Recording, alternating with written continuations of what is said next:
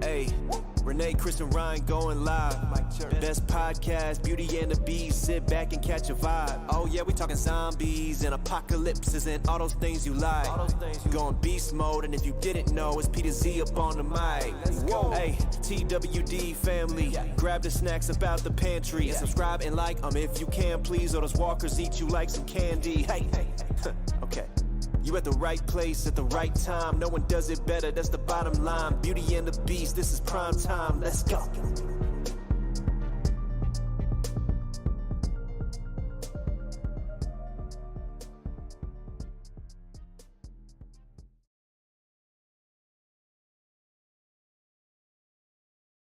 I always just want to make sure because is the microphone working? My microphone is working. There we go. I promise I don't smell burnt toast. So and we're live. We are. Hi guys. How's it going? How's everybody doing? It's obviously scattered across different places again. Yeah, so the significant other has COVID, so I'm in the basement of the house, and Ryan is at his house because I didn't want to risk my little rye guy getting sick or anything. And then we have Meg, and we have Meg here, Meg the Geek. But she's my sister. Please tell me you guys can hear them too. Huh? Like, we can't hear Renee or Meg. I'm like, oh man. Well, they haven't talked yet.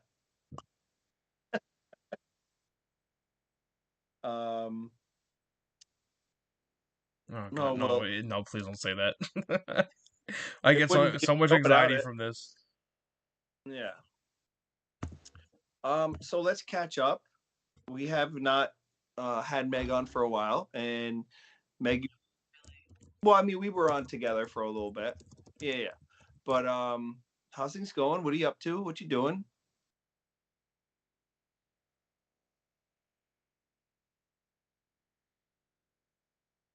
Mm-hmm.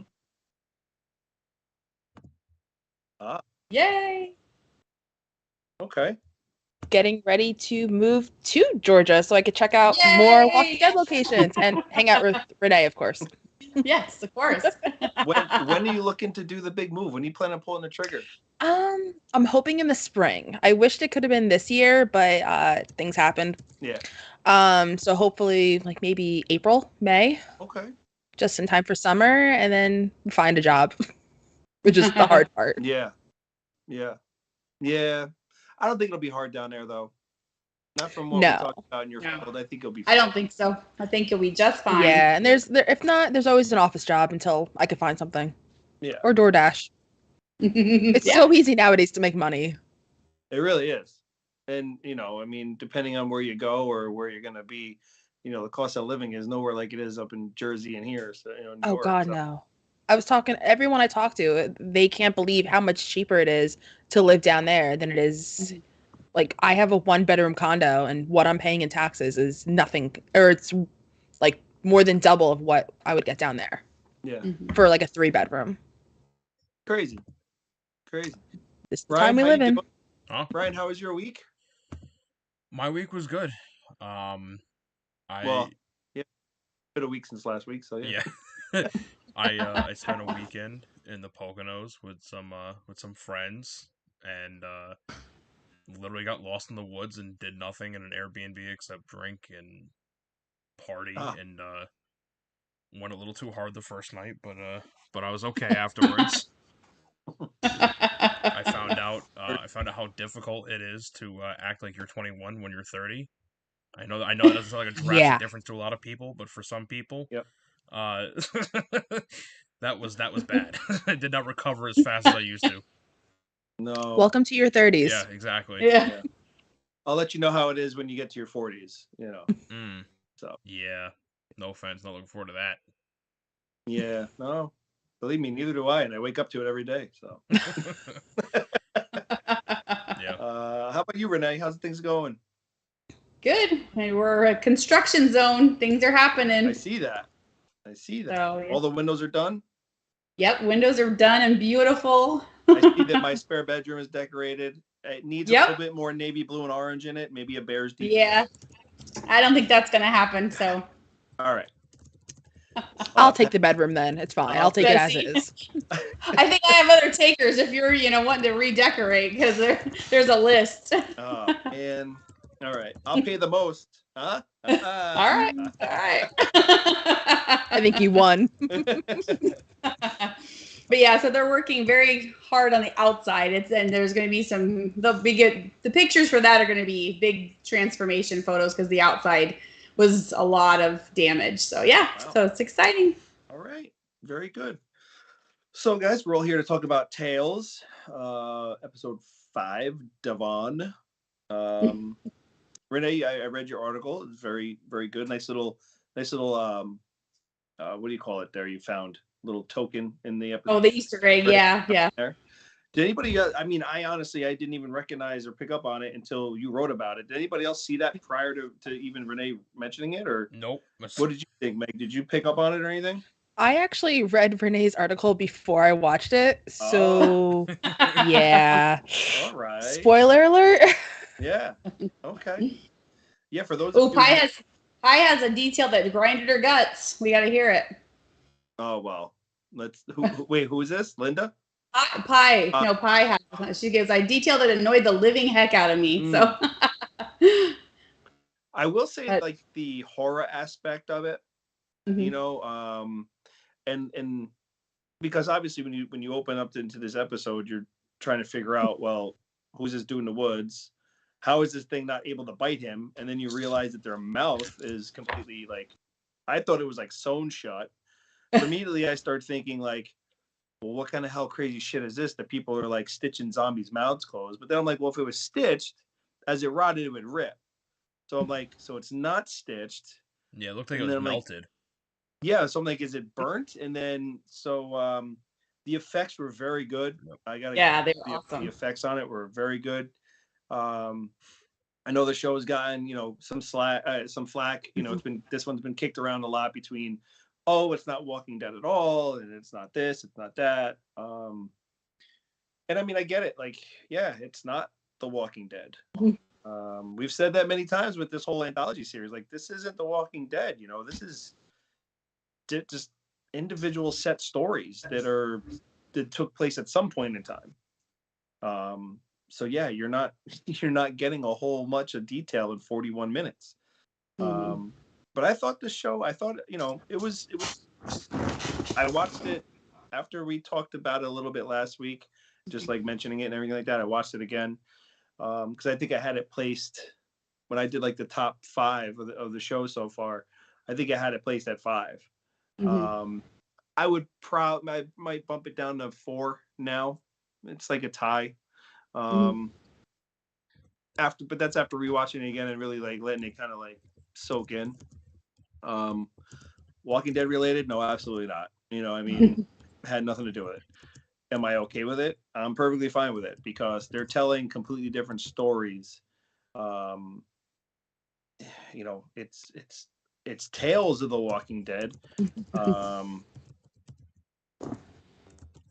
Experienced in I guess this location's way. What's really funny is I was talking with a coworker, and I think this is probably the most apt analogy I've ever heard. Tales of the Walking Dead is when you go to a wedding and it's the cocktail hour, and you get the little finger foods, and you're trying to eat as many as possible so that way you feel full. But like you get to the like the main course and the dessert, and that's when you really feel full. That's The Walking Dead. But Tales of the Walking Dead is a cocktail hour. And I was like, that is so true. Okay. Well, and I think, if we look at it from this perspective, if you look at this series, if it was not called The Walking Dead, if it had a different name, people would think very differently about these episodes. Yeah.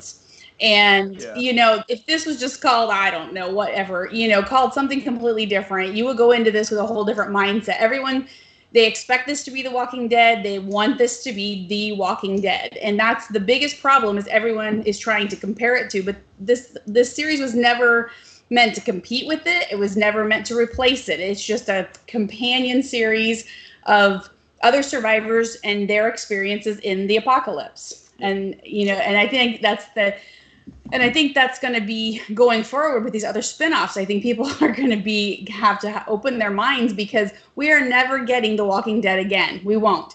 I mean, it's not to say that these are going to be great or interesting stories or anything, even with these familiar characters, but things are going to be vastly different. They're never going to be The Walking Dead.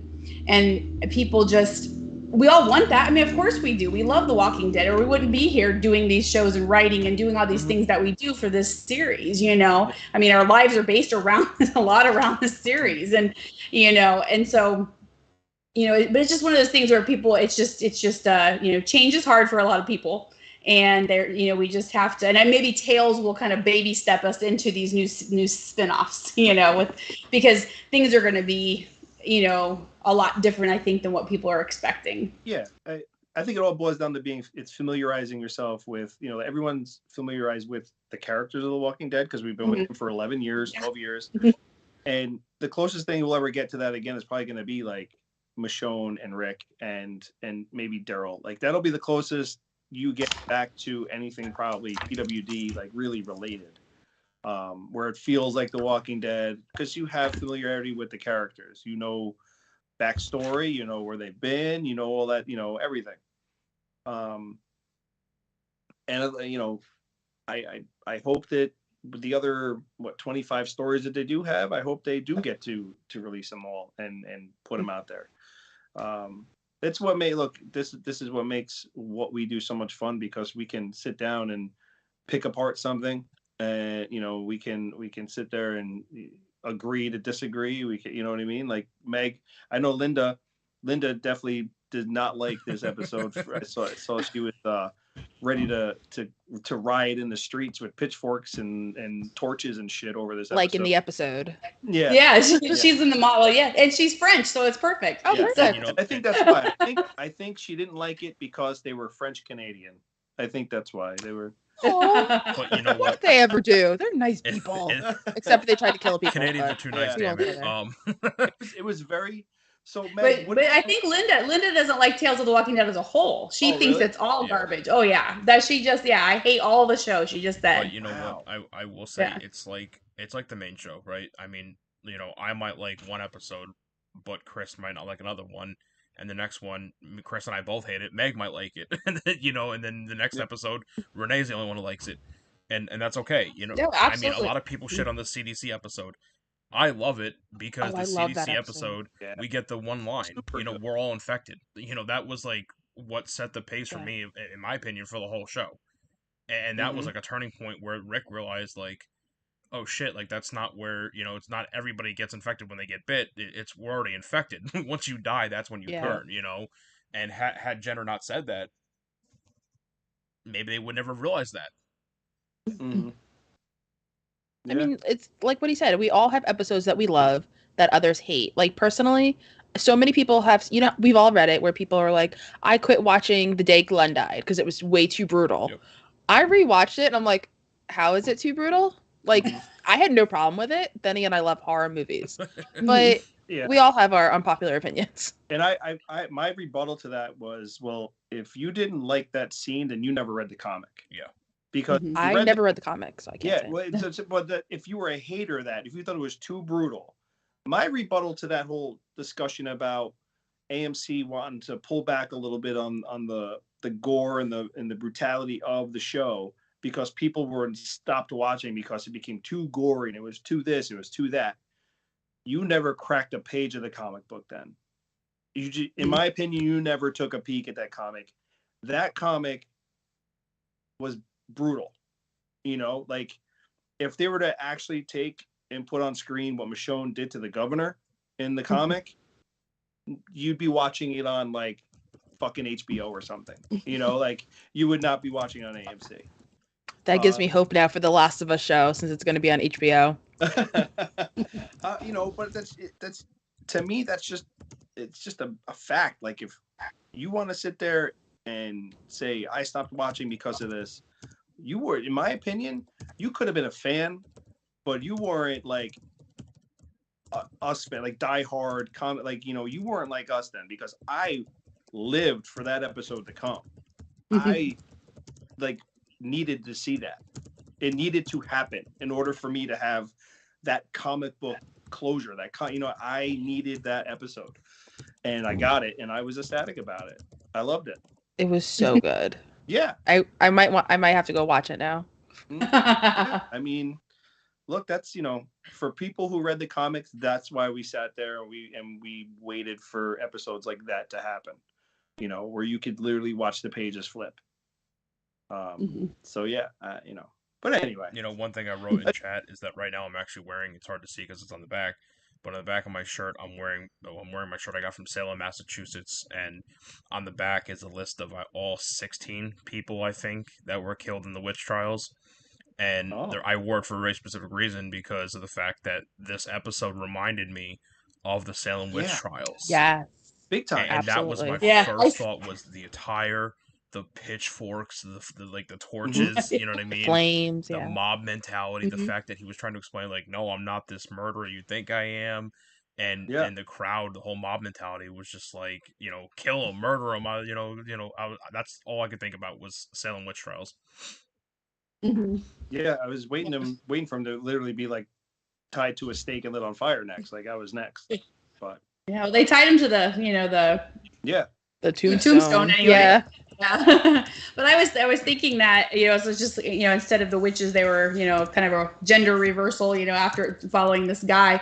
And everybody keeps making a big deal about this community. And they kept saying, oh, why are they dressed this way? And people dress there are like cultish type communities that dress like that. I didn't see why everyone thought that was everyone was trying to make that out to be another time. I read things where people were trying to make this was this in a different era and a time? And I'm like, no, I think it's just this whacked out community, and that they survived together, and even before the outbreak, this is how they dressed and how they acted and things, and he just happened to be rescued by them and brought into them, and just with their just the way they were ready to just go ahead and smash him in that thing and do it without even really looking at the facts. They were just, he's guilty, that's it. And they all agreed, So it was very cultish, in that. So I don't really think that there was anything to that other than, it was probably some type of close-knit community like that. Yeah, definitely. It's not like they were the pilgrims that just landed or anything like that, Yeah. I mean, look at Quakers. You have Quakers, real life Quakers these days. They still dress the same way, Amish and everything else. Yeah. So communities like that, they still exist. And if you don't think so, get in your car, take a ride. head out into them fields, you'll find them. Yeah. But yeah, I the whole story to this, and the way that he had the flashbacks to help put things together, the leg injury with the amputation, and then when they showed his leg, it was it looked like a car, it looked like a spring you would find like a car, Is that is that where it led to the garage with the tire off the vehicle? Did they take the spring off the car to make him a fake leg? I'm like, this dude's got a bouncy for a leg. That's MacGyver at its finest. Yeah, no kidding. That was so good. Yeah. I'm like, we actually made this guy a spring-loaded limb. to literally hobble around on. So yeah, I just I don't know. I enjoyed it. It was dark. It's always good when you have an episode where you really you have to put pieces together. It just doesn't fall into place for you. You're like, oh, I know what's gonna happen. Oh, and you read it and you already know what's going on. Chris, I just want to let you know Josh just popped in chat, just so you know. Oh. He's referring. It's my husband, Meg. Oh. Josh. He's the one that Chris always calls. What, Chris? Nope. Nope. Not gonna do it. Hi, Daddy. Nailed it. Go ahead, Meg. I'm sorry. What were you saying? No, it's fine. I was just gonna say, the pacing was so good. We received just enough tidbits throughout the entire episode to keep us wanting more. The flashbacks were perfect, and you kind of talked about this a little bit, with the way they edited it with the 35mm film filter. Yeah. I feel like they did the flashbacks so well. If only season 4 of Fear the Walking Dead could have taken notes. Yeah. because I'm still mad at that to this day. But and like just the way the opening was cut, like it really timed in with the music well, and with the classic like horror noir old music, it kind of gave like it freaked me out, and it gave me like Red Falcon vibes, but in an apocalypse, if that makes sense. Yeah. It definitely creeped me out. I kept thinking of like, you know, like those old boxes that like, you know, you sit there and crank. Like you know, like. But that tingy metal, yeah. I was just like, yo, this is creeping me out. Okay, so Pie's big deal was that giant strawberry. That was what annoyed her. Because those weren't grown in the woods. Those weren't grown in, you know, those were like, you know, some kind of hothouse type strawberries that probably genetically, you know, whatever. How do we know if they had greenhouses or not?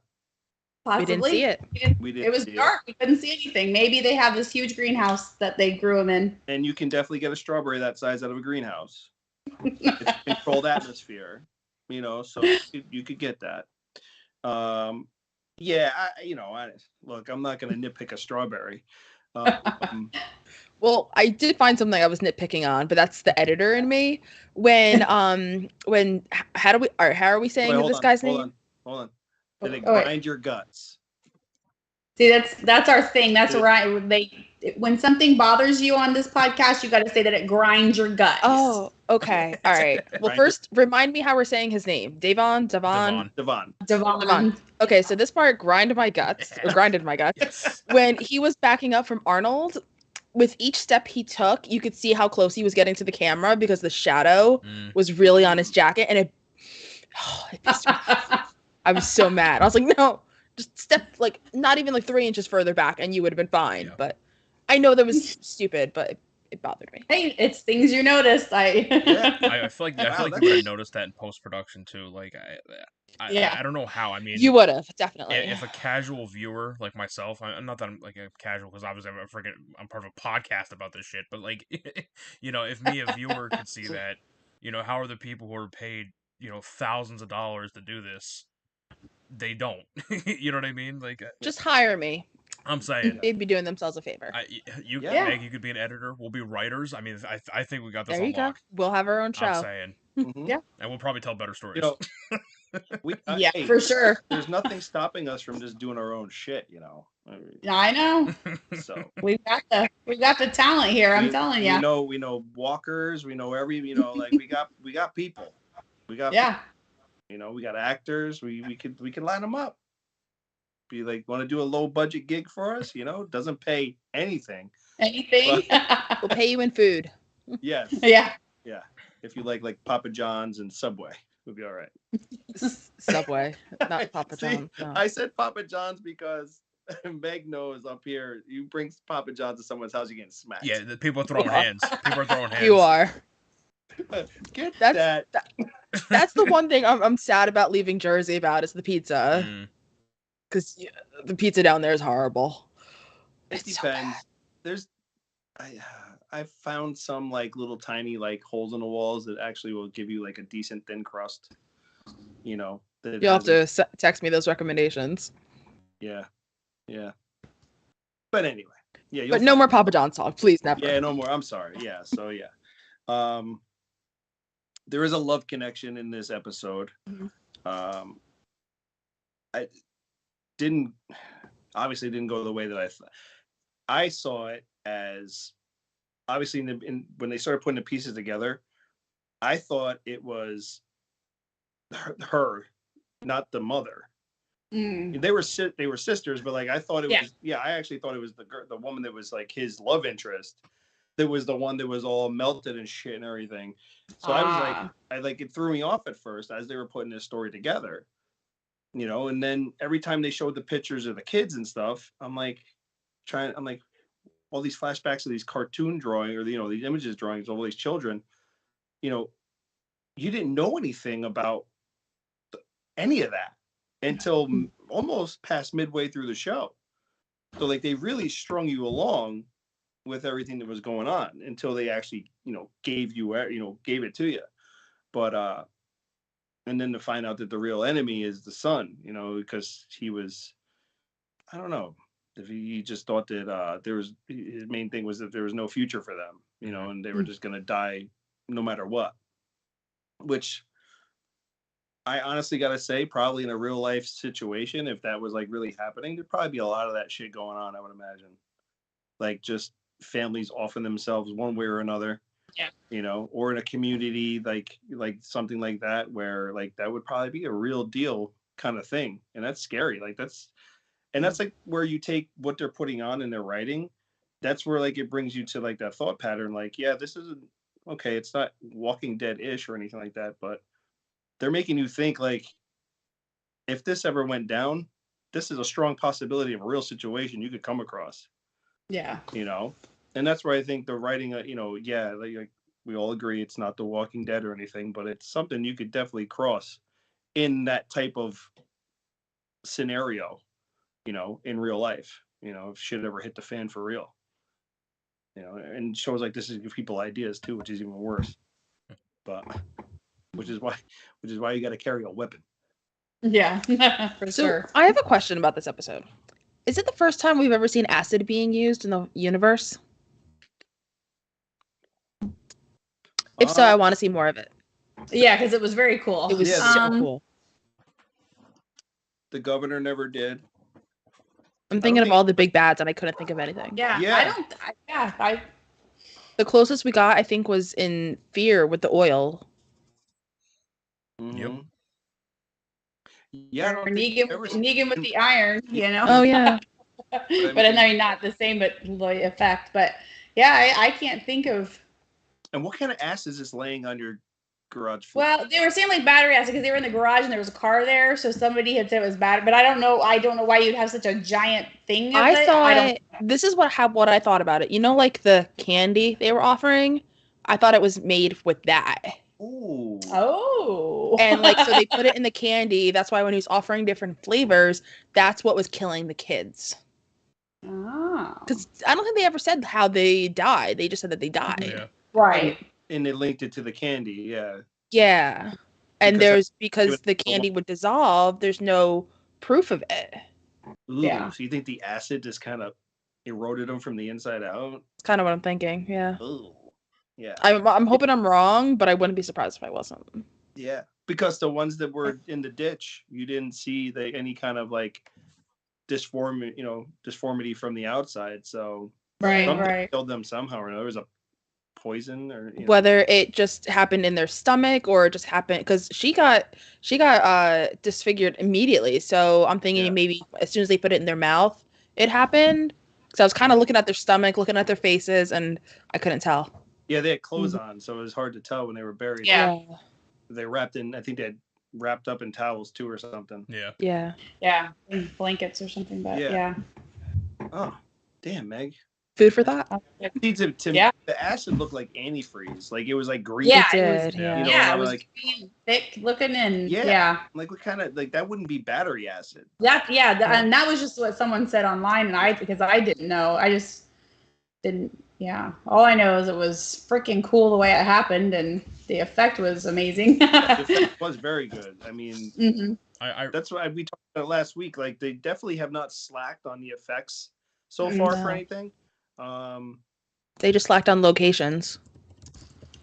Yeah. Sorry, that's me being mad about the woods. I'm so tired of the woods. So tired of the woods. I for one would love to see more inner city stuff too. Yes. Like where they left off with oh god, what are their Blair names? and Gina. Yeah. Blair and yeah. Like show us more stuff inside Atlanta. Show us something that happened in like New Orleans, like downtown or something. The problem is it's so much cheaper. You're getting a whole series of it soon, so yeah. Your Dead City, you'll see some there. You know what I kind of want to see is like if you watch the Dawn of the Dead remake, right? Not the original, but the remake, and you see like the main, I can't remember her name right now for the life of me, but it's one of my favorite movies. But she's a nurse, right, in the ER, and she says that this guy came in with a bite, and she wants to know what room he's in. And "Oh, we got brought up to ICU," and she goes, "For a bite?" Like, and then she's like, "Okay, that's weird, whatever." And she's like, "All right, my shift's over, I'm going home." And then as she's driving home, you hear on the radio that there's been this weird, like, rash of people biting other people. And is it drug related? And there's like these weird, like, little conversations on the radio that if you hear them in the background, it's obviously the outbreak happening, but right away nobody knows what's happening. And this takes place in I know it takes place in Colorado. I can't remember what major city in Colorado, but it takes place in a city in Colorado, I believe it is. And so it's definitely a major city area. And then she gets home, and then she wakes up to her and her husband wake up to their next door neighbor's kid as a zombie, and then the husband looks at her like, he's like, "Oh my god, like, what's wrong with you?" And then she bites him in the neck, and then she doesn't know what's going on. She's learning this all as she can go along. And then when they're in the spoiler alerts if anybody hasn't seen this movie, but when they're in the mall, they run into security, and security's watching a news report, and it's like this, like, sheriff from, like, somewhere out in the Midwest, and he's like, "You gotta shoot him in the head," and they didn't know that to kill him you had to shoot him in the head. If you shoot him in the body, they become twitchers, and they start, like, doing these, like, seizures, like spasms, and like, you gotta put one in the head to kill him. And so I want to see stuff like that. I want to see them figuring this stuff out, almost like what they did on Dead in the Water, right? Like they were learning it as they go along. I want to see that. I want to see the outbreak. I want to see them, people struggling to figure out what the hell was going on. Because, like, with Walking Dead, Rick joined a group and they pretty much had a good grasp on what was happening. Yeah. Aside from the thing they learned from Jenner at the CDC, they had a pretty good grasp on what was happening. But we didn't get to see the struggles. The closest we've gotten to anything like that is first season of Fear. Yeah. I was just going to say the same thing. Yeah. Yeah, where Madison literally figured it out by bashing a dude's head in with a fire extinguisher, I mean? Yeah. But nothing else worked until they started realizing, well, head damage, head trauma is what's doing it. So, yeah, I agree, man. Look, I'm all for... We talked about this, I think, last week or the week before. We talked about this. Yeah, I mean, and this is just something that, we could produce and write and everything, and it would be the beginning of the apocalypse, Dave, yes and no. So Dave said we saw it in Blair and Gina's episode. Yes, we did, but we didn't either, because it was like subtle nods. It was like, oh, people are going crazy, and it's an insurance firm, and we have, like, clients calling like crazy. But they were so fixated on the Groundhog Day aspect of the episode that it drowned out anything to do with the outbreak actually happening. Yeah, we got that little glimpse at the end, Yeah. With the look into the city and the traffic on the highways. Bring me back to where, downtown Atlanta, and the walkers are slamming on doors with rocks in their hands, for some reason. And, you got yourself covered in guts and you're just trying to make it out to daylight out of the city.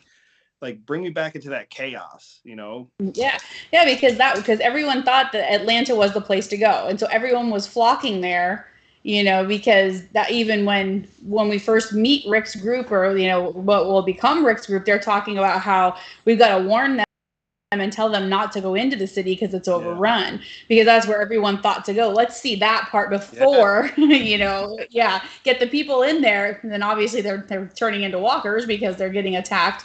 But let's see that beginning, all those out, that part where that huge horde of walkers that Rick encountered, how did they become walkers? Because they were obviously people that flocked there at that, initially. Yeah, for all, like, the people, like all the readers out there, everyone who loves to read, I've talked about this author a long time ago. His name is A.R. Wise. And A.R. Wise came out with a series of books called Deadlocked. He explained in his first book, he explained the outbreak in his book, probably to one of the, like, best written scenarios on how it all took place, to, like, describing news reports of how, like, school buses full of children, the children were starting to attack each other on the bus, news reports of this happening, news reports of that, giving you, like, glimpses of, like, all these different areas of how it's spreading and how it's starting, and if you, like, even if you were to just read the first book of Deadlocked, which, believe me, you couldn't just read the first one, but the opening pages of that book describing the chaos, and just it's an amazing opening to like a series. As far as description of what he put out there for you to like visualize, freaking great. I wish somebody would approach him when he's got an 8-series, book, and I wish somebody would just buy it from him and make a movie out of it, because it'd be amazing. If Yeah, I think I have the first 3 books on my bookcase over there, but I don't know where they are. So good. You talked about in the early days, or if the apocalypse was in real life, how they might actually be killing kids, and then like how we really want to see the early days of the apocalypse. All this talk is reminding me of another Frank Darabont production, The Mist. Oh yeah. Yep. Think of the parallels with it. Mm-hmm. He killed his spoiler alert. He killed his kid. I mean, it's been out for what, almost 20 years. We can get away with it. Okay. I think we're acceptable. People going out trying to figure out what this is, not knowing because they've never experienced anything like it, and then bam. So I feel like that is also a really good representation of an apocalyptic early day. Yeah. Yeah. Mm-hmm. Yeah. Just condensed. Yeah. The whole cult thing, like the feel that the episode had, it would definitely be everywhere. I feel like you're gonna attach yourself probably with the closest group you can find and feel it out for yourself. But I think that type of world would just be full of cult type leadership activities everywhere. It just cannibalism, all that stuff we saw, from Terminus and everything else, the shit would be everywhere. I feel like you open the world for every freaking weirdo that was able to survive. So yeah, have you guys ever watched Cloverfield, the movie? Yes, that's my favorite movie. Okay, yeah. See, people shit on that movie a lot.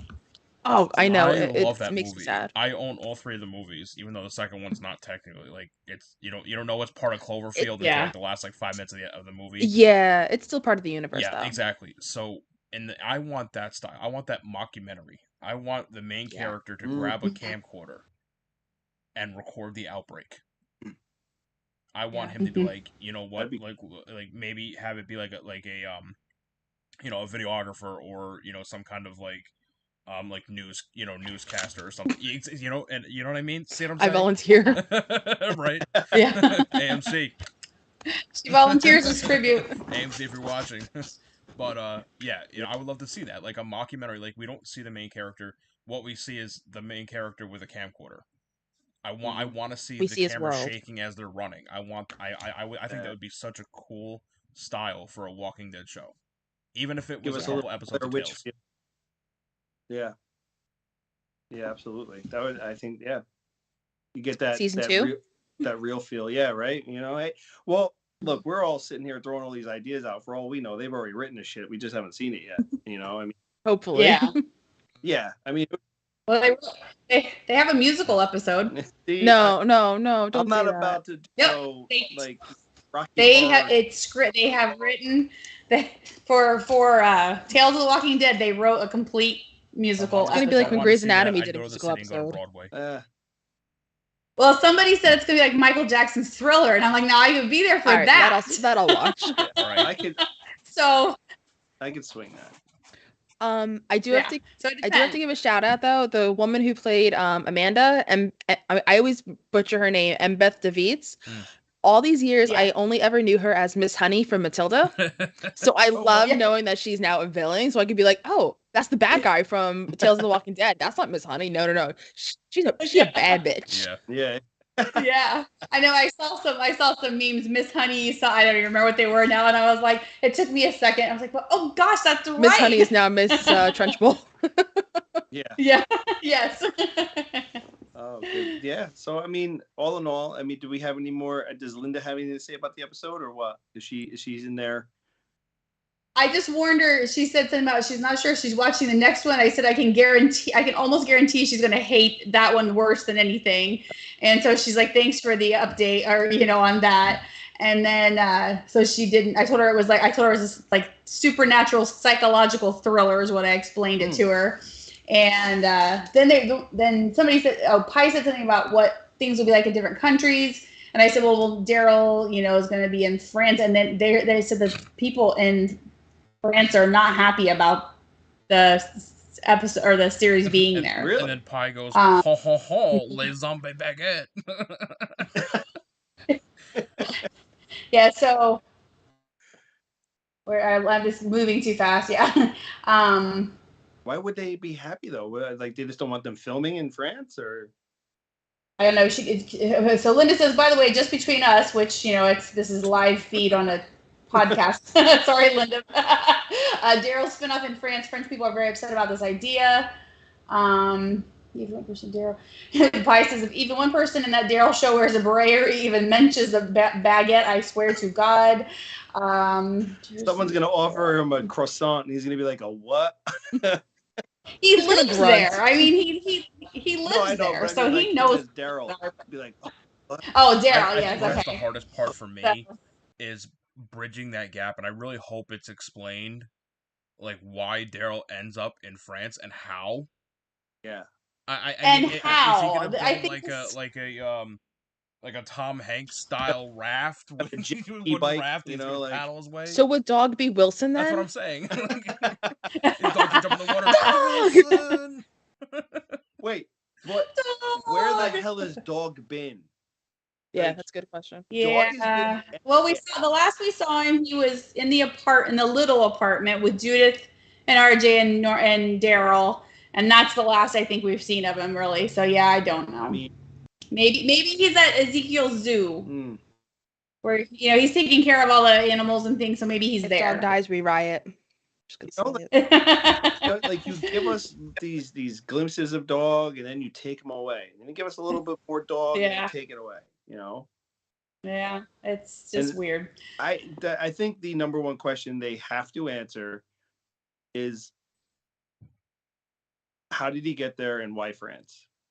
Now we probably know why, because of they're gonna tie it into the post-credit scene to it.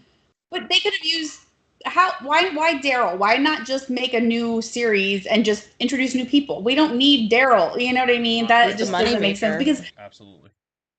I know he's a moneymaker, but you could do something else with him. But to me, it's just absurd, and I agree. Yeah, and I love Daryl. You guys know Daryl's my favorite, but I'm like, I just think this is so stupid, and I don't know. I mean, riding his bike through France, like hanging out by like the Eiffel Tower, smoking a cigarette or something. I don't know, like imagine a walker falling from the Eiffel Tower. That I would like to see. Yeah, sure.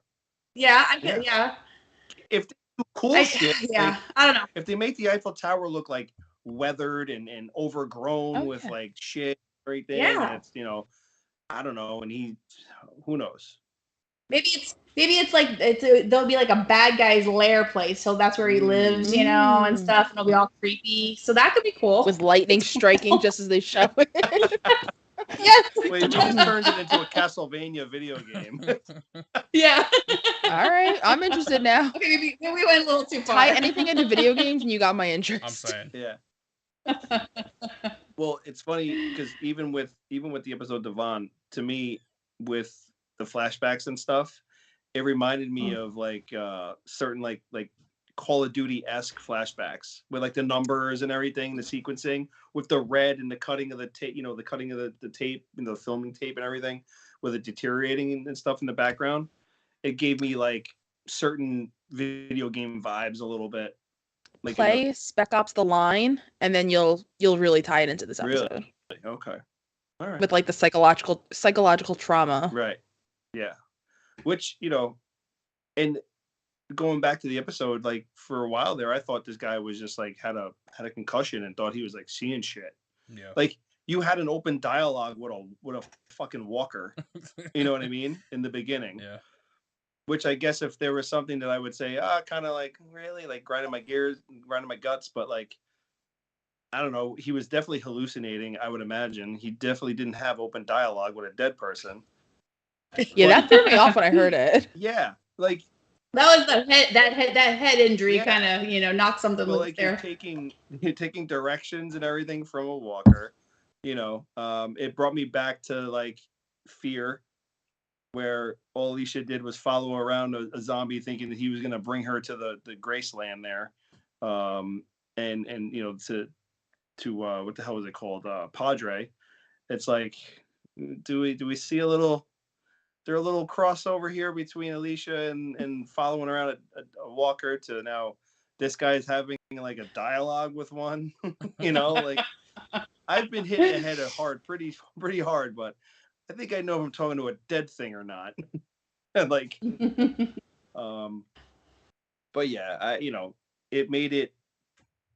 It put a little fun twist on it, I guess, for me. I was like, well, okay, we're gonna go with communicating walker. All right, I get it.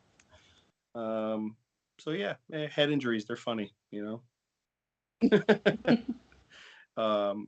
other thing I noticed too is as soon as he put the Band-Aid on it, when he went back to the house, he found the bandage. He put on it, it bled through like that, and I'm like, but it hasn't been bleeding the whole episode. Yeah. But all of a sudden, he broke it open when he touched it. The scab broke wound open. hasn't been bleeding the whole episode. You just put it on. You just turned around and it's soaked. Like, well, it's funny you say that because if you notice, his jacket had wet blood on it, as if it just bled onto it. Mm-hmm. But it hasn't been bleeding the whole time. Yeah. So yeah, we always find our tidbits. But yeah. So I mean, other than that, look, we got one more to go. We'll wrap up the season, and we'll see how the 6th one goes. Apparently, it's going to be interesting. So what did you guys think about the PPP thing? We never talked about it. We just mentioned it, and then we didn't say anything. So for anyone who didn't see it, Davon had a picture of his family, and he kind of opened up. He's looking at it, but as he did it, the card behind it came out, and it had the 3 Ps on it, like Tara had found when Heath had gone missing. And so, everyone, there's tons of speculation out there about what this means and, why they included it. So I actually paused my screen. Like I rewound it and went back to the shot with the picture. So I wanted to see if Heath was in it. Right. And then I got really sad because it made me think of Tara, and Tara's my favorite. So I was like, but that was a nice little addition. Yeah. Yeah, I mean, we don't know if he could be a relative, and looking for him, but why would he be in Maine? Well, yeah, I don't think it has anything to do with Heath, because how would Tara and him both have this car? You know what I mean? Like, to me, it's just another, I think it's maybe a Jadis, did she leave these? We don't know. She obviously took a lot of people and traded a lot of people to get all she had and to get she tells you in World Beyond, Rick was her ticket into the community. She used Rick to get her place. And so, did she leave those calling cards, when she took people? Yeah, maybe get out of jail free card, like if you show this you get caught and they find this card, they show this card. Well, how'd you get this? Yeah. But also, we don't know when in the apocalypse this episode takes place. Right. So it could be anything, honestly. Yeah. Yeah. Yeah. So, yeah, it's really hard to say. But the fact that he had that with the picture, it was almost like, maybe he had someone missing and he was looking for them. That he kept the card with the photo because that was the only thing he has connecting. Yeah. But it really, it's very hard to say what it is. But it was just cool that it was in there. And he's heading to Canada. Yeah. Yeah. Going through Maine to get to Canada. You noticed it like cut off right as soon as he went to go say why he was going to Canada. Yeah, yeah. I want to know. Sure, we all want to know why. I want to know why he was going through Maine. Good question. Yeah, that's What took him you there? were already in New York, probably, man. Just go north, my friend. He could have been really bad at directions too. In all honesty, so it's possible. He lost his map. He lost his legs. I mean, cut the guy some slack. He had some trouble. But I too would like to know, like, why Canada? I don't know, because there's that family picture. I don't know. Is that where family's located? Is that where the people were? Maybe they were on vacation when shit hit the fan. Yeah, because without knowing a timeline of when this is in the apocalypse, it's really hard. Yeah, is it earlier and he's searching for them, or is it later on? Yeah, it's very hard to say. Well, hopefully someone can release. Maybe we'll get like one of the showrunners or somebody to release like the timeline. I'm sure that's Yeah. a major question for a lot of people. Like, well, when did this take place? Mhm. So, Yeah. and I mean, as far as the surroundings, you can't even pick up anything like the surroundings because of the village it was in was, like Yeah. a old town type village. There was a vehicle, but we don't know what year or anything about the vehicle. So, I have to figure all Well, we that know out. it's after 2010. That's all we know. Yeah, right. Yeah. Yeah. And I mean, I don't think it's that far in the future. No. It might be right around the same timeline, maybe right after. I don't know. I'm going to assume by the amount of craziness that's set in with the killing of children and thinking that like that possibility of thinking like they won't have a life, they're not going to survive, they're not going to make it, more mouths to feed, whatever the situation is and why you're doing this. You could say maybe anywhere between 1 to 5 years in, when that initial like craziness would set in for maybe some people. I mean, that's just my guess. Yeah. So, but yeah. Anything else on this episode or what? We got anything? No. Nope. No. So Meg, I know you are you are big into all series, TVs and movies and video games and everything, but what has been the newest thing on your watch list? Because we always like to talk about what we're watching, what's new, what's trending. Well, besides my love of my guilty pleasure of the Real Housewives, an actual series, I've just been deep into She-Hulk lately, which I know you guys have been kind of watching that too. Yeah, absolutely. Well, yeah, I mean, we had Steve Coulter on 2 weeks ago, and talking about it. Great guest. We all had the feeling that he was going to have obviously like a reoccurring role because of his position in the show. Yeah. He plays the role of the only lawyer who actually appears in the comic. So with that being said, like we all like I tried to like tease it out of him, like, we'll see you in future episodes, whatever, and he was like, oh, all standoff, but you had the feeling with him being who he is on the show that he's going to have a reoccurring role. So it's nice to see him keep having parts and, being throughout the show. But, we talked a little bit in the pre-show about She-Hulk. It's just really sad to see it getting just a shitty reputation because people are upset over, they're pissed off at the world because it's being written by women or whatever, I think it's fun that they poke fun at all the bad reviews, all the social media comments. They throw out little zingers and stuff like that we've seen every week that it's been out. And I really don't have an issue with the way it's written. I like her dialogue, like the fourth wall kind of chit chat dialogue. It feels very real. Not even just the fourth wall, just her dialogue with everyone else. It feels natural. It doesn't feel like, oh, she's a superhero. She's talking like a normal lawyer in her 30s from California. Right. Like I loved like the fact that she was doing online dating. Like, oh yeah, she's not Steve Rogers who's got Peggy Carter. It's not Pepper Potts and Tony Stark. Like she's out here struggling like the rest of us with online dating. You know what I mean? Like, I love that. Did you I think notice that's awesome. who's on her phone screen? Did you notice who's on her phone Captain screen? America's ass. Captain America's ass is on her phone screen. So funny. Well, after you find out that tidbit from episode 1, I mean, why wouldn't you have that as your phone background? Yeah. Which I love. I love the fact that that's a running joke in MCU right now. Like, Cap, I love your ass. I think that is America's ass. You know what I mean? Ever since then, it's like I love it. I love it. It's a reoccurring joke. I love it. I kind of said this in the pre-show too. Every female-related MCU entry is getting hate. We had 12 years of this with male-dominated movies and stuff. Never an issue. Black Widow, Captain Marvel, She-Hulk. What's the common trait here? Women. Yep. I want to hear Renee's thoughts on this though. Actually, female to female. I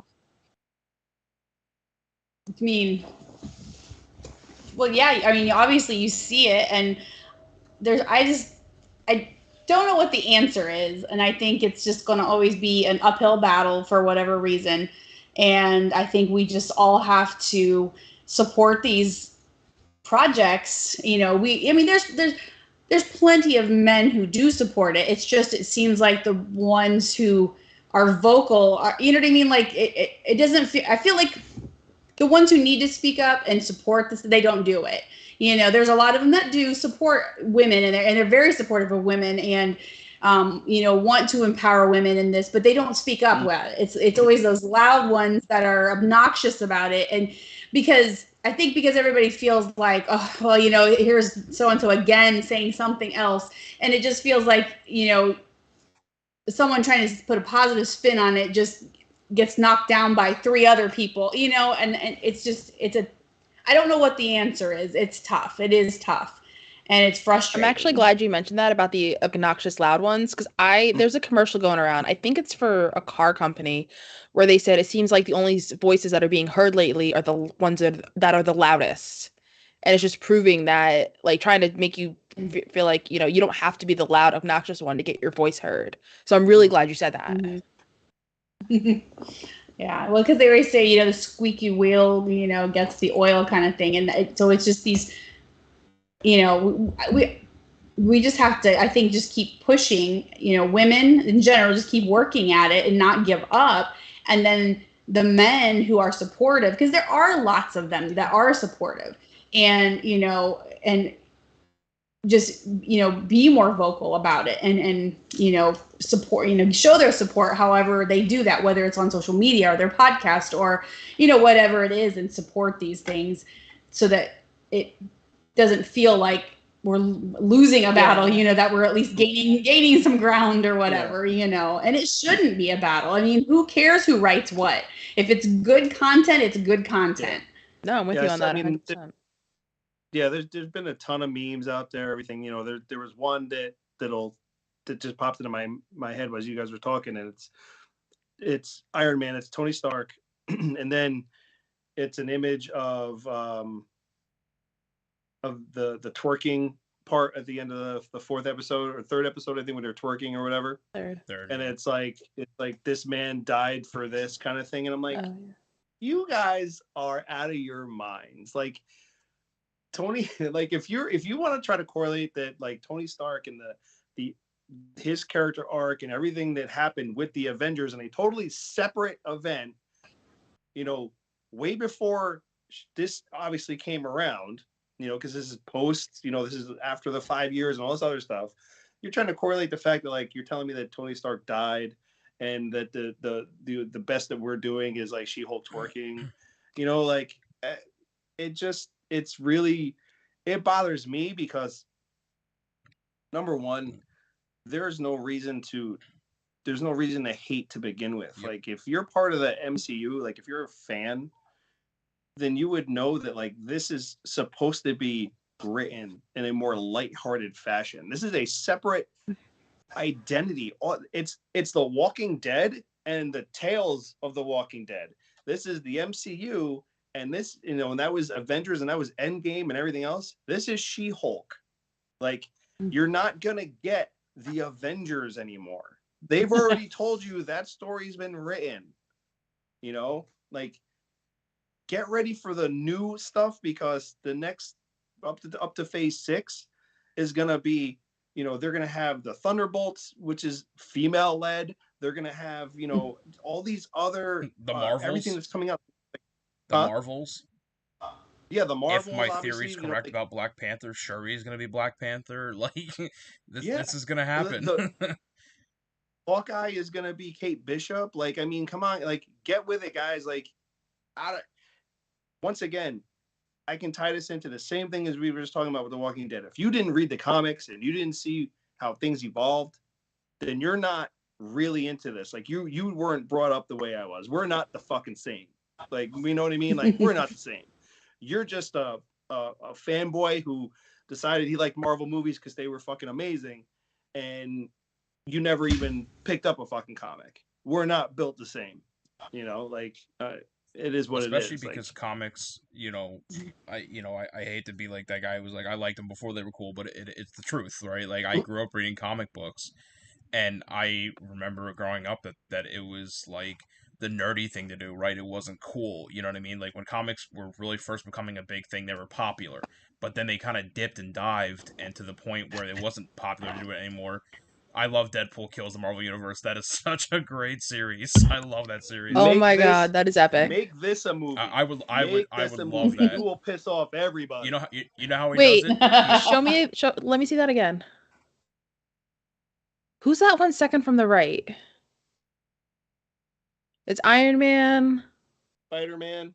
Spider-Man, Captain America, and who's the other one? Is it Wolverine? That's kind of No. what I was thinking. Is it? No, yeah, that's not Wolverine. He's got white hair. Is it Magneto? Yeah. Nice. Yeah, but he literally goes around and like at one point he kills Hulk by like snapping him in half or something like that. It's insane. kills It is Hulk. absolutely insane what he does. But it's a great series. I highly recommend to read it for Kills anybody. everybody. He literally kills the whole universe. Kills Silver Surfer. He kills the Silver Surfer. He kills the Hulk. He kills Thanos. He kills everybody. Yeah, but And it's freaking amazing. It's gory as hell, and it's amazing. yeah, and so I mean the comics have such a wide aspect to them, and if you actually read She-Hulk comics, the show's actually very accurate. Maybe not her origin Yeah. story, but like, I think at her origin she actually gets, shot by like a mob, She gets a blood transfusion. and then she does a blood transfusion. The closest match they could find is Bruce Banner. And so it was a little bit. I think it was a quicker way of them explaining it by him getting his blood on her, and then that's how she got infected or irradiated. Sure. But so that makes sense to me. But if you read a lot of that, it's actually very accurate to the comic books. One, she's been one of the more prominent Marvel characters to break the fourth wall. Deadpool's not the only one. I know people like to think that, but it's not the case. And two, like a lot of these antics, like these things, these lightheartedness, that's how her comics are. And that's how they've always been. And so when people are shitting on it and like, oh my god, I can't believe, Tony Stark died for this, like Chris said, that's ignorant. Because, you know what? That's how they are. And you can't, it's not a Chinese food buffet. You can't choose from column A and column B. You either accept all of it or you accept none of it, in my opinion. I like that. Sorry, that was good. that's my go-to. But yeah, I mean, so I guess it's nice to know that at least we're all enjoying it, despite the reviews and whatever they're trying to do to the show, which is not working because it has like the highest viewership right now, I think, out of all the shows they've had out. Hawkeye was the last one, the last highest rated one. Loki, when that comes out, I think is going to blow everything out. Did you see the pop for Tom Hiddleston at D23? For Loki season 2, they went crazy for Tom Hiddleston. Really? Yeah.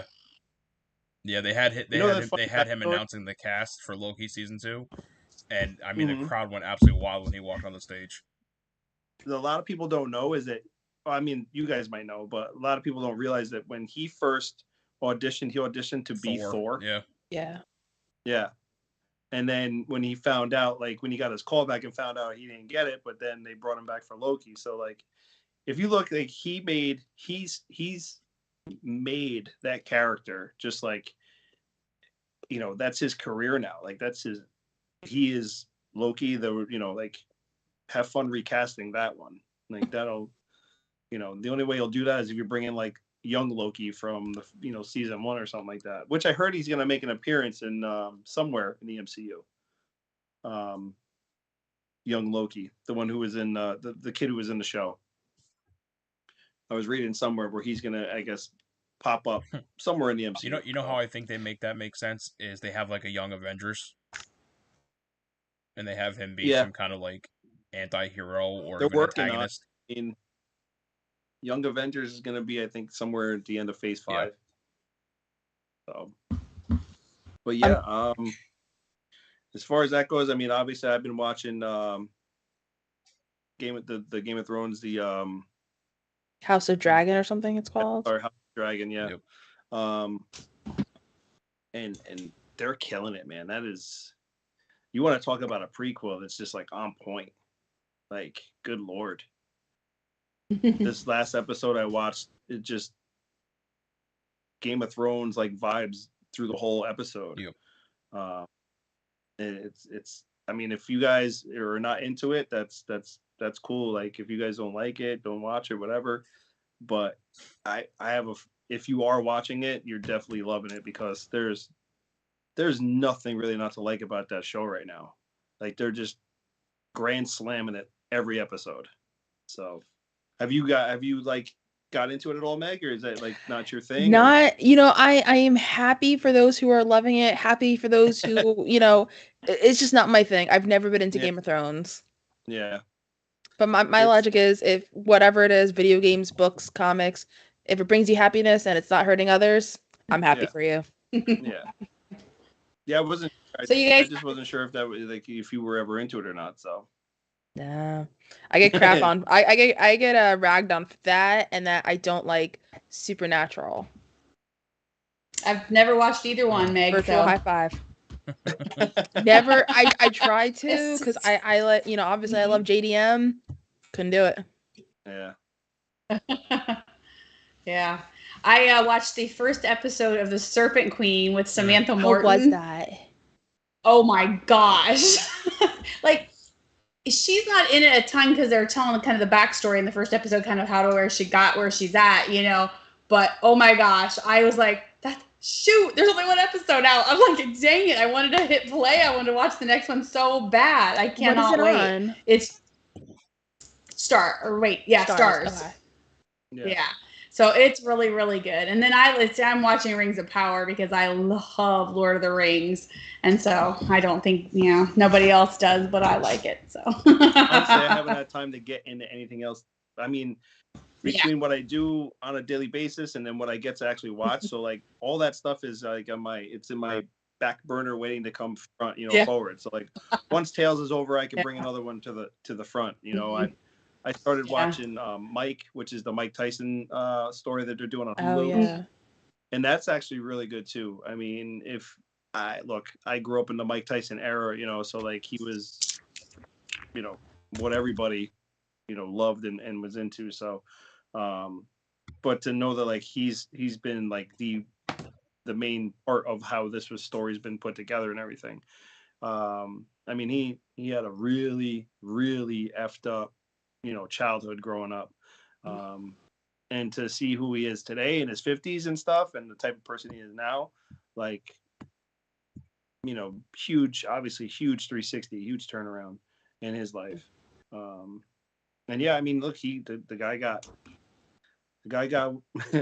he got what he deserved, and he even sometimes he got shit that he didn't deserve, but so yeah, that's another good series. If anybody likes Mike Tyson, interested in that kind of stuff, that's been really good. And Linda's watching American Gigolo with John Bernthal. Okay. Oh, I want to see that. His original movie was Richard Gere, and now now Jillian's out of jail, and he's like trying to make his new life is what the series is about, and John Bernthal plays the character. Okay.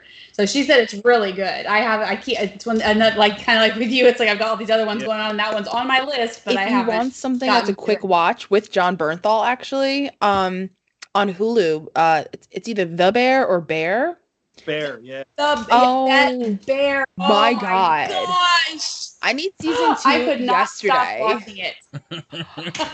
That is such a great show. Have you seen it, Chris? That stars the kid who played Philip in Shameless. Yeah. Yeah. Yes. Honestly, he is. You can watch it in a single day. Gosh. The episodes are maybe 22 minutes long. Oh yeah, they're just teeny little clip. It's like 8 episodes. And I was like, oh, it's over. So I have not watched episode 7 or 8 yet because I'm trying to delay it, but I know I have to. So I'm like, oh, it was so good. I have so many questions. I know. I need to get it out. I want to watch it again just because I loved it so much. So freaking good. All right, so that's another one. I did see the trailer for it, and I was like, okay. I was like, he's a good actor. Yeah. But I didn't know John Bernthal was in it. He we won't say who he is, but he makes a cameo in like two episodes. Okay. Yeah, I think 2. It's maybe like a 5-minute scene per episode. Yeah, he's not in it a ton, but it's amazing. He makes an impact. Gearing up he's gearing up to become the Punisher again. So that's just, I can't wait. Like, Oh yeah. I can't wait for him to reprise that role. I need him and Jessica Jones to pair up, please. Like, thank you. Okay. Love triangle All right. between him, Jessica Jones, and Luke Cage. I was gonna say, No, not even that. No, not that kind of pair up. I just want to see them like buddy crime team up. Oh, okay. Yeah, no, not that kind of team up. No. We don't need that on TV. We have enough of that. Yeah, we do. We do. Rye, what you got? You got anything new? I just actually finished re-binging Umbrella Academy. Okay. Big Umbrella Academy fan. Yep. The new season was a total mindfuck, and it ended on a mindfuck, and I love it. So if you haven't watched Umbrella Academy on Netflix, I highly recommend it. And because of the pandemic, we had to wait, I think, 2 years for the season to come out, and they really took their time with it. It was phenomenal. Watched the first 2 seasons, so I got to catch up. Yeah, when I watched the first 2 episodes. Yeah, me too. Yeah, I think we watched the first few. They ended on such a cliffhanger that it really kind of made you just sit there and go, "What the fuck?" Yeah. And they announced that this next season's the last season, but they said they're not canceling it. They said they're wrapping it up. They said that from the very beginning they knew it was going to be a limited story, just kind of like what World Beyond was. Like they knew from the beginning that it was going to go 4 or 5 seasons. They weren't sure how many it was going to go, but they said it was going to be limited. And so I'm glad they're just not going to abruptly end it, because then we have something like what Game of Thrones did. And I love Game of Thrones, but I mean, they rushed that full season. It could have been 2 seasons. It should have been the Battle of Winterfell and then the Battle for King's Landing. But instead they made it 2 halves of 1 season and rushed it. So it sounds like they're gonna make this last season wrap up every question we have, including where the kids come from, where the heroes come from. All right. Which is really cool. And so I'm just excited for that. And Chris, you talked about House of the Dragon, which I think is, as much as I love Game of Thrones, minus the final season, I love the final season, but I hate it at the same time. But anyways, Yeah. House of the Dragon is quickly surpassing Game of Thrones for me, as like being my favorite in that genre. Just everything they're doing is just, I mean, the cinematography is amazing, the writing is amazing. The actors, it's just The guy who plays Damon, I forgot his name. Is it Matt Smith? I think it is. think it's Matt Smith. He's phenomenal. You love to hate him. He's another one of those bad guys that you love. Like you really know, like you ain't supposed to like him, but you're like, I kind of do. There was actually a really funny interview with him on the Late Show with James Corden, and so he was at James's wedding, and so he tells a really funny story about how he was drunk, like really drunk, and James's father tried to get him into a cab, basically like a private car, to get him back home. So he jumps in the driver's side back seat, and he goes out the passenger side rear seat, runs around the car where James's father can't see him, and he goes back into the wedding and continues the party. And so like an hour later, James's father sees him and goes, "What the fuck?" And it's actually a really hysterical interview. Yeah, no, they I'm just, you know what, I'm excited to meet all the new dragons too. Like one of the animals, mythical animals growing up that I loved was always like a good dragon story. Just something about them that I just always, they were in a lot of movies growing up, and I've always been a huge dragon fan. So what I love about it too is that in the dragon mythos, there are different forms of dragons. There are worms, there are dragons, there are wyverns, there's all these different types, and like Damon's dragon looks more traditional, like what I would think, from my understanding, would be a wyvern, where it has like an elongated body with the hind legs that it uses primarily for its control, and it has these separate arms. While some dragons, their arms are more like attached to their wings, so it's kind of cool seeing like different versions of a dragon that we're not used to seeing, because the only dragons we're used to seeing are Daenerys's, and they were all primarily the same with different shades and different sizes, obviously. But so I'm digging it. I'm hoping we see more of that. This, I think they said in this series you'll be introduced to, I think, like 17 different dragons. Yeah, which would be and amazing. Some of them are wild. Some of them are, you know, captured or whatever. But yeah, I think it'll be really cool. Can't wait. I'm very excited. Yeah. So totally unrelated. This whole time while we were recording, I couldn't see Ryan's face. Yeah. I thought he just had his camera off. Nope. I just went onto YouTube. I was like, oh, hi. No, for we just some can't reason, see him. Yeah, we just can't see him my here. gaming laptop, for some reason, cannot possibly handle having my OBS, or sorry, my OBS seeing my video and my Skype. I don't know why. I was just like, oh, okay, no camera. It's all good. Yeah. Yep. He's been doing the whole show with his boxers on, his feet up on a table. I've got no pants on. Sorry. That's gonna be me tomorrow because I have jury duty. Yeah, he's just wearing the tie that he had on at work with no shirt, just hanging out. All right, cool, man. Well, Meg, I'm still very happy to be here hanging out with you, but I'm very excited to have you back and talk to you, see you, and be able to actually physically give you a big hug in a couple weeks. Oh, I can't wait. Yeah. I know. It's been 3 years since I've seen you? Yeah. It's been forever years since I've seen you. Facts on that. I win. If I tackle you guys, I'm sorry. Oh, I won't tackle Chris because he's just too strong. But if I tackle you guys, I'm sorry. That's okay. Just tackle away. I'm super excited. I mean, what are we down to, 60 days, something like that? Yeah, something like that. Yeah. So it's getting super close. Excited. I got my flight booked. I'm ready. I got my drink passes to drink up. I don't think I can drink like I used to, so it'll be kind of rough. Yeah, none of us can, so it's all good. Yeah, we still try. We'll wake up Saturday just feeling like death. Yep, it'll be all right. Ryan's gonna be the only one that can drink. I don't know about that. I gotta take it easy with my drinking when I'm in Georgia. Yeah, I don't want to repeat it last time. You're on a 2-drink maximum. That's it. What happens in Georgia stays in Georgia. Let's be real. Yeah, until the hospital bill hits. Exactly. No more hospital visits for Ryan. Yes. So yeah, we'll be back next week, from what I know. Believe. Well, I will be out of town, so I don't know. So we'll if you need another Beauty for the Beast, I think I know someone. Yeah, we might know someone that can fill in. So yeah, Meg, you have an open door invitation. You Aww. can come on whenever you want. You know that. Thank you. Yeah. So then we'll figure out when we're gonna wrap up Tales, and we'll announce it. Meg, you're more than welcome to come back and hang out. Obviously. Thank you. We'll talk about once again. We'll talk about Tales. We'll talk about everything that we've been watching. And you guys too. If you've been watching something good and you want to throw it out there for us, let us know so we can take a dive in it. And we all like watching what's new. We all like all the good stuff. So let us know what you've been watching. Other than that, guys, I love you guys. I'll see you soon. I'll talk to you guys soon. Meg, Renee, Always Ryan, a pleasure. everybody out there in YouTube world, love you guys, and we'll see you guys next week sometime.